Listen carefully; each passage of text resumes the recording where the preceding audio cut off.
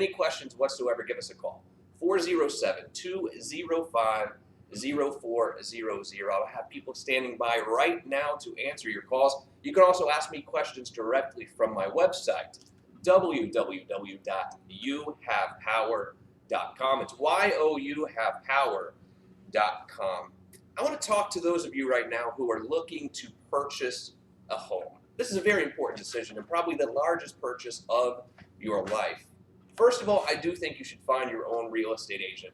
I mean, this agent is going to become like family to you. You're going to be riding around in their car, spending time looking at 7, 10, 15 houses with them, and literally they're going to be family. They're going to be on your side to protect you. So the first question, my answer is always yes. I do think you should find your own agent to help you buy the property. But number two, and maybe most important, you need to get a pre-approval. Before you ever go out even looking for a property, you need to get a pre-approval letter. Now, I'm not talking about this pre-qualification BS, right? Where you just call your buddy who's the mortgage broker, they send you a letter saying, yeah, you're qualified. This sets up disappointment and lawsuits. You need to get a pre-approval, meaning you need to send your financials to your mortgage lender and actually get a pre-approval so you know that you will qualify to buy the home. So you don't put a contract and then get sued because you can't buy it, or lose your deposit, or have your family all mad at you because you're not going to qualify for the property. So make sure you get a pre-approval. Now, I also want to caution you against this. So we all have our checking account and savings account with some of these big box banks, so to speak, and you just think in your head, well, I already bank with these guys. I might as well get my mortgage to them as well. Be very careful about that, because I believe that the big box banks, so to speak, don't necessarily have your best interest at heart. This is just sort of a side business for them, and they're not going to go fight for the lowest possible rate they can get. I really would prefer that you use a local mortgage broker or mortgage lender who has plenty of different, he or she have plenty of different options for you, and they're going to go fight for the best price they can possibly get to lower your monthly payment when you go to buy this house. And one of my biggest fears is that your fear is that your credit is not good enough, because we all went through this terrible crisis in 2008, 9, 10, 11, 12, and a lot of us have dings against our credit. Well, let me tell you something. FHA will do loans even down to a 500 credit score, and they'll even do a low down payment of 3.5% at a 580 credit score. I can almost guarantee you, if you don't have terrible things going on currently on your credit, that you can generally qualify for a mortgage. The other scary part is this. Have you seen the rental rates out there? I can tell you what they are. The average rental rate, and Phil, you might want to put this on the screen because this is shocking to me. The average rental rate for an apartment in Orlando at 913 square feet is $1,320 per month, $1,320. Do you know what size of a house you can buy for a mortgage payment at $1,320? On average, you're looking at a house of about $250,000. So you can either buy a $250,000 house or go rent an apartment that's 913 square feet for your family for the same price. To me, now is the best time to buy. There's no doubt in my mind. If you have any questions, 407-205-0400. I have people standing by right now who can get you pre-qualified to go get that house hunt started today. Very special guest here today, Lisa Hill, Kyle Van Velzen. How are you two? Thanks for being here. Awesome. Thank you. You're both with Keller Williams Winter Park, is that right? That's correct. So Keller Williams is a pretty big name in the real estate world now. How do they treat you over there? It's an awesome company to work for. They have several things that other brokerages don't have. The technology that we have is amazing.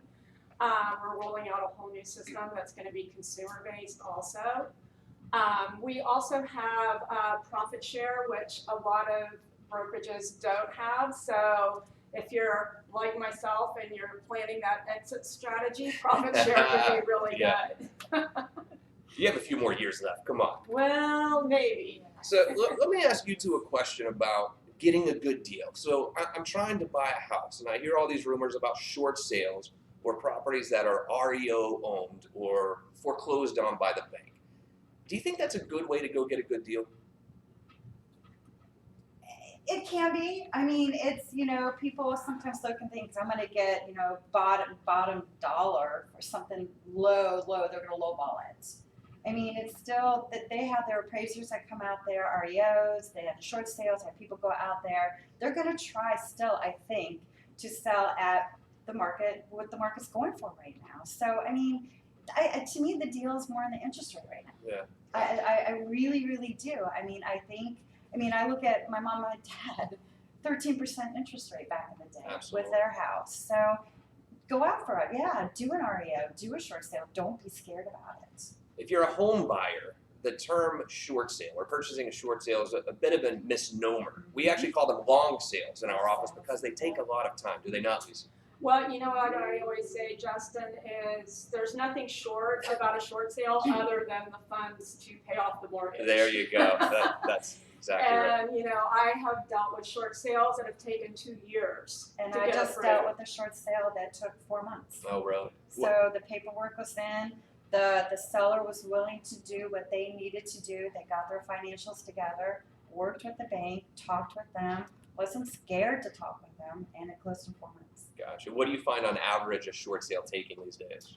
I would say anywhere from probably 90 days to maybe 180. Got it. Because I think the banks got smart because in the very beginning when short sales occurred, they had no clue what they were doing. And I think that they streamlined the process and now they have more of an idea of what they want and when they need it. And, you know, as long as the seller is cooperative, I think it can go pretty quickly. I mean, if you're looking to buy a house and this is going to be your primary home, short sale could be the way to go for you, but you have to understand it's going to probably take 3 to 6 months at least before you're going to be able to move into that house. Now, in the real estate legal world, we always tell people never to move in or rent prior to the actual closing. With short sales, maybe a little different or no? I would say no. And the only reason being is, you know, the bank is your third party. And so if there is a problem and you don't get, you know, to closing, then you know as an attorney then what happens, you know? So let's go to the listing side a little bit. Let's say that I am ready to sell my home. I just got a job offer in North Carolina. So I've moved my whole family up there, but I've also moved all of my furniture to my new house in North Carolina. I have a vacant home. Is that the way to sell my property and to actually show my property, or should I do some sort of staging? Well, you know, I say it depends. And a lot of times buyers like to walk into a home and have it empty so they vision their things in the home. Others like to see it. And now, you know, we do have virtual staging.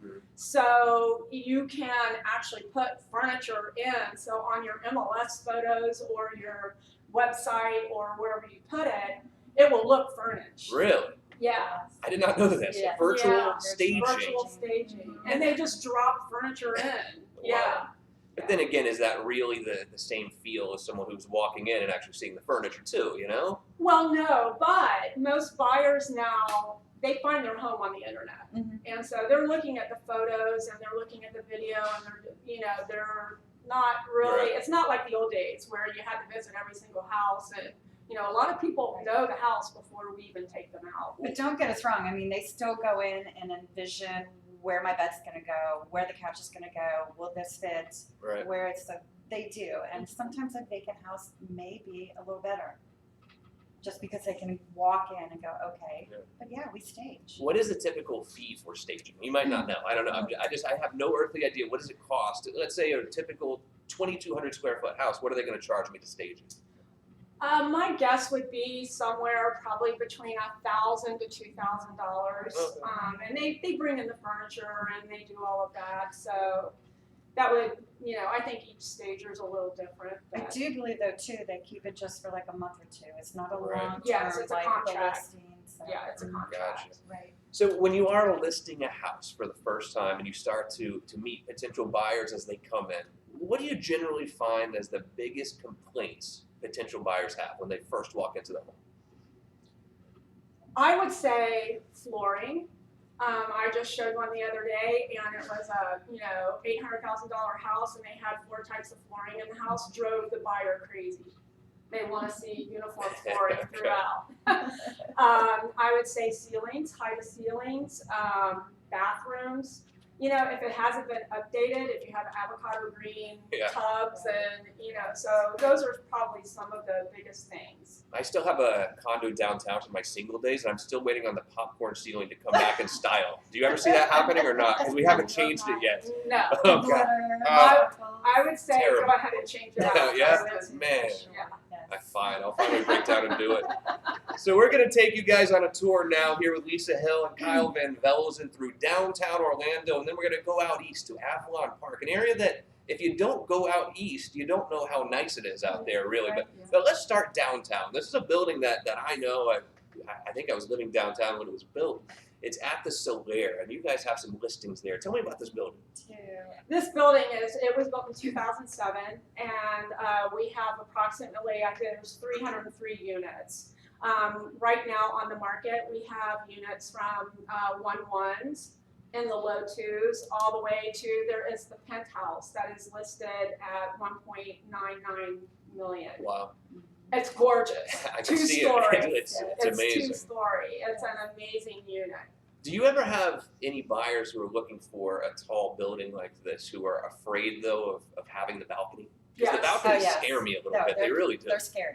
And you know, these units have floor to ceiling windows, Right. and they won't even walk up to the window. Yeah, And I'm like, why are you in a high rise? exactly. So the 1.1 you have there is about how much, would you say? I would say 215 to 230. Okay. So, I mean, you know, that payment at 215 is probably, what, $1,300 a month, kind of like we were Right. talking about Right. before. Now, of course, you're going to have the HOA fee on I top was of it gonna as say well, yes. but it's still not a very bad payment for a really great location. That's it. And you know, the HOA fees there include basic cable and internet.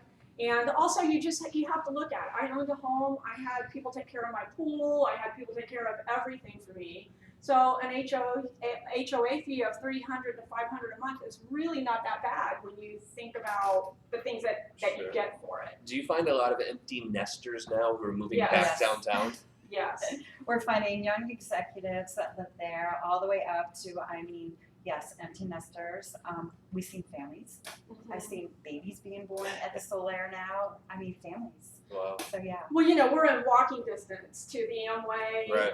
to Dr. Phillips, you know, so it's a great location for someone who wants to go to all those events. And If you have any questions or would like to see the listings here at the Solaire, call us 407-205-0400. Let's head out east a little bit, out to Avalon Park. Let's see this listing on Canopus Drive. Tell me about this one in Avalon.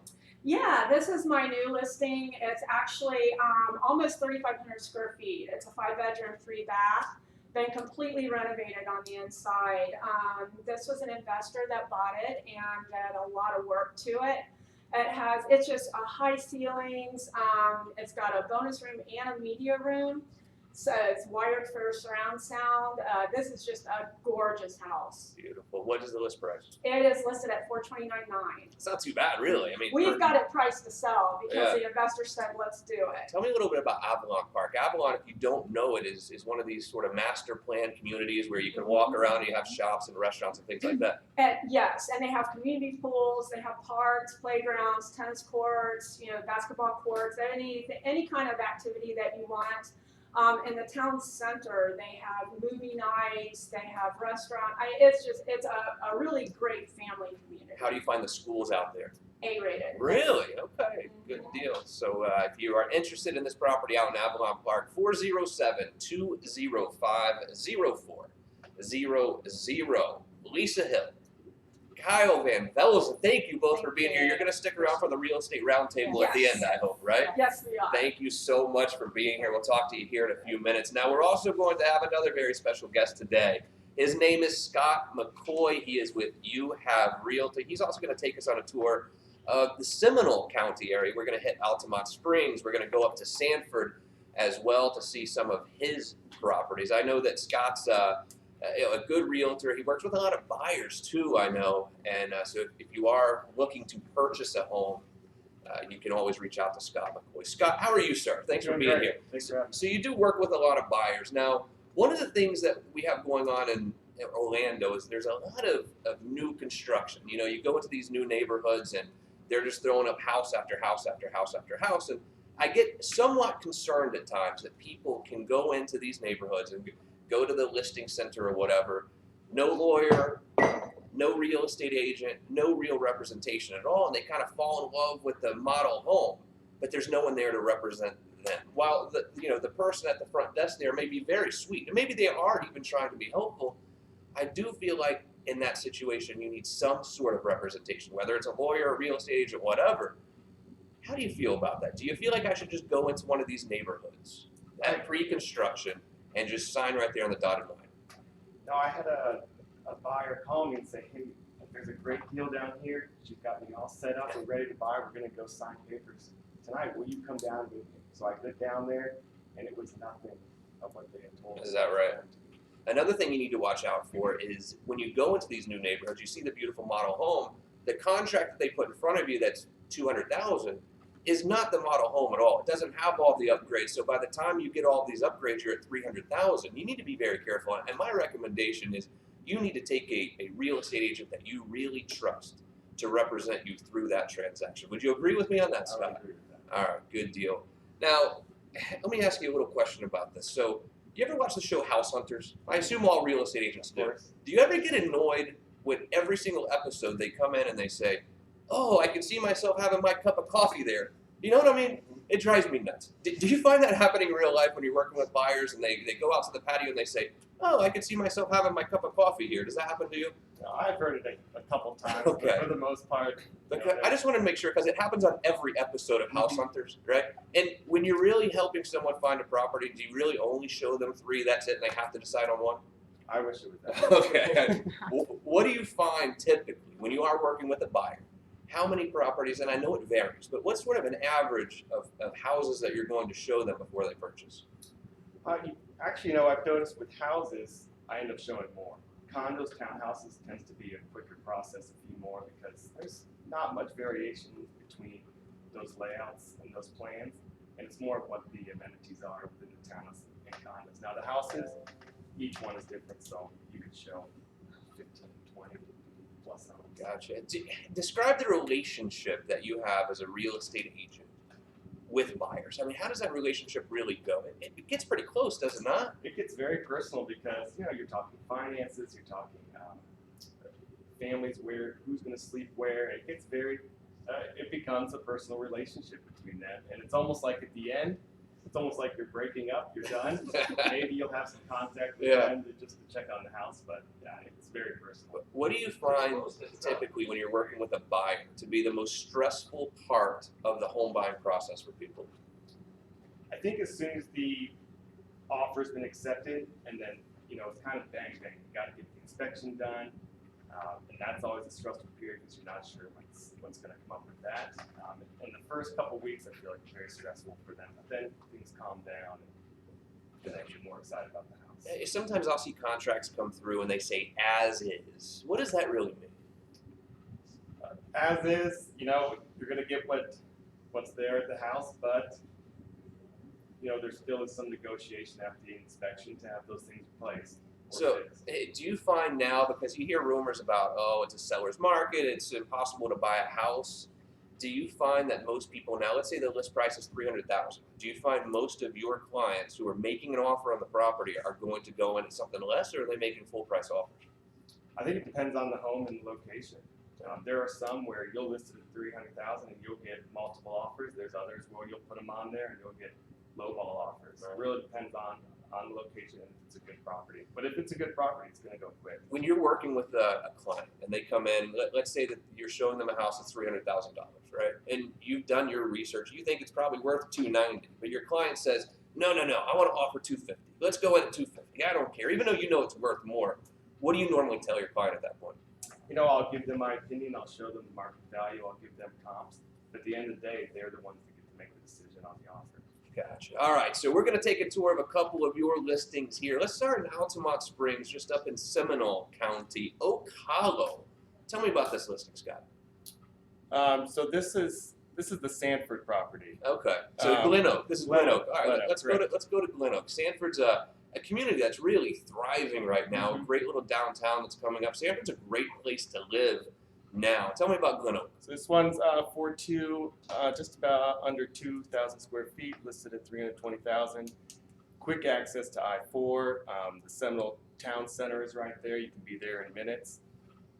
And with this property and the surrounding ones, it is the lowest priced one in that area. Everything else is well over 400,000. There's new communities going up there. So this is 320, you said. All right, not really bad to get into that part of Seminole County. Seminole County is a great area. How do you find the schools in Seminole Schools County? are good schools. There's a A-rated elementary school close by. Beautiful. That is Glen Oak and Sanford. If you have any questions at all for Scott, give us a call. 407-205-0400. Now let's go just south of Sanford, also in Seminole County, to Altamont Springs. This is Oak Hollow. Where is this again? Oak Hall's just off of 414. Boy, and now with the construction being done at 414, you could be out of this neighborhood and on I-4 within 5 minutes. You could be also heading out to Disney within 30 minutes. And this is a great property, about 3,500 square feet, just lowered the price to 395,000. Great community, lots of amenities, gated community. 395K. How many bedrooms you said? It's a 5-2. Okay, so plenty of space there for 395, and if you buy a house at 400 grand, you're looking at 2,500 on your mortgage payment, or 2,200, something like that. So it really is affordable. Now, if you were to go rent a house like that, Scott, what would you pay for rent for that house? Maybe close to 3. Yeah, I mean, you're going to pay inevitably more for the same house to rent as opposed to buy. That's why I keep saying, guys, now is the time to buy. I'm not saying it just to say it. I'm saying it because I believe it. If you watched the show last week, we talked about interest rates, 18% in 1980. The price of a mortgage payment was about $4,500 for a $200,000 house, whereas now it's $1,200, $1,300. So now is an absolutely fantastic time to buy. 407-205-0400. YouHavePower.com. Scott McCoy, thank you for being here. You're going to stick around for the Real Estate Roundtable, right? Yes. And if you have any questions that you would like answered on this show, I have people standing by to take them at 407-205-0400. Who knows? We might even answer your questions next week on the Real Estate Roundtable. Speaking of the Real Estate Roundtable, ladies and gentlemen, it's time for this week's edition of the Real Estate Roundtable. All right, let's go to Susie in Lake Mary. This is for Lisa Hill and Scott McCoy. She says, who pays my closing cost when I sell my home? Lisa Hill. When you sell your home, you may very well get an offer that requests from the buyer that you do pay, you contribute towards their closing costs and prepaids. You can negotiate that. It typically is around 3% if they ask for it. Okay, good deal. What about title costs? Who normally pays that? Title, it's split. Seller pays their title fee, and as far as the owner's title policy, the seller will provide that to the buyer. Scott McCoy, real estate commission, I think it's fairly standard 6%. Who pays that, buyer or seller? Seller. Okay, so the seller is generally going to pay that out of their proceeds from the sale. Let's go to Rhonda up in Osteen. I'm trying to buy a house, but I hear it's a seller's market. Is now a bad time to buy? Lisa Hill. No, it's never really a bad time to buy. However, the inventory is lower than it has been, so it's actually a good time to sell your house. Right. Because the inventory is so low, buyers don't have very many options to look at. Scott McCoy. Yeah, because of the price of renting, I would definitely buy a house right now. So let's just really get it out in the open right now. So we do hear that it's a seller's market, but do I really have to go in and offer $20,000 above asking price, or what? What's going on out there? No, as the real estate agent, what I do is if I have a buyer that's wanting to put an offer in on a house, the first thing I'm going to do is I'm going to call that listing agent. I'm going to kind of feel it out. Do you have offers? What's the situation? If they have multiple offers, maybe we will have to go over. Right. But if there's not, then we just go in with a traditional offer. What do you think, Scott? Yeah, I agree. We'll call, we'll talk with them, feel it out. And if there's not multiple offers, we'll come in a little bit lower and see if we can get them a good deal. What do you guys see happening over the summer? Do you think prices are going to continue to increase, stabilize, go down? What's your vision? Well, I think that right now they're stabilizing right now. What we're seeing is, the market's been a little slower, March, April. There's still a lot of activity going on, but it's not as crazy as it was last summer. So I think they're gonna stabilize. I don't see them declining, and I've had a lot of buyers say to me, well, I'm gonna wait until this bubble bursts. Yeah. And I'm like, okay, you might be waiting a long Could time. be a bit. Could be a minute. And this is more of a mortgage question, but you guys deal with people buying houses all the time. Skip in Kissimmee says, how much do I need for a down payment? Like you were saying with FHA, 3.5%. If you don't want that PMI insurance, then you want to put down your 20%. What are you seeing out there, Lisa? I think that 3.5 for FHA. You have several areas. You have different loan programs. You have USDA, which is 100% financing. You have different things. So I would just say, the best program for you would be talk to your lender, and they're gonna guide you the way that you should go.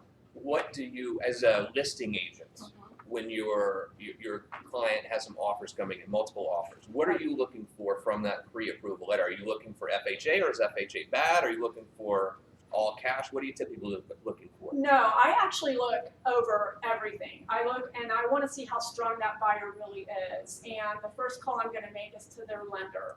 I'm going to see how much they're putting down, what they're, I always go to the lender first, and I just determine what is the strongest buyer. I just had one the other day that the seller actually took a conventional offer over a cash offer. Oh, really? Shocking. Because she wanted to sell to a family. I The see. cash offer was an investor. Gotcha. Cindy in Orlando says, do I have to sell my current home before buying my dream home? Well, that depends if you have the cash to make both mortgage payments. If you can afford both, then no, you don't have to. And if you can get your approval and get your mortgage, then. What do you normally see in that situation? Well, there is a program, and I don't know that if all lenders provide it, but there's one, it's kind of called the bridge loan. Uh-huh. So if you have a lot of equity in your current home, you can literally buy before you sell. Really? Good Yes. deal. Lisa Hill, thank you for being here. Great to meet you today. Scott McCoy, good to see you again. Thanks for coming on. You guys were awesome. A lot of great information. And thank you for joining us today for another edition of You Have Real Estate. If you have any questions whatsoever, people are standing by the office right now as we speak. 407-205-0400. Plenty of information is on the website as well. YouHavePower.com. I'm attorney Justin Clark, and I'll see you right back here next week for another edition of You Have Real Estate. Good job, guys. That was a lot of fun. Awesome. Was it Keep fun? having a That was conversation. a Good job. lot of fun. Good job. Yeah. You guys job, did guys. great. Justin, my dad was property, No worries. man. You rolled with it. It was good. No problem. No, that was good. Thanks. It was fun. Yeah.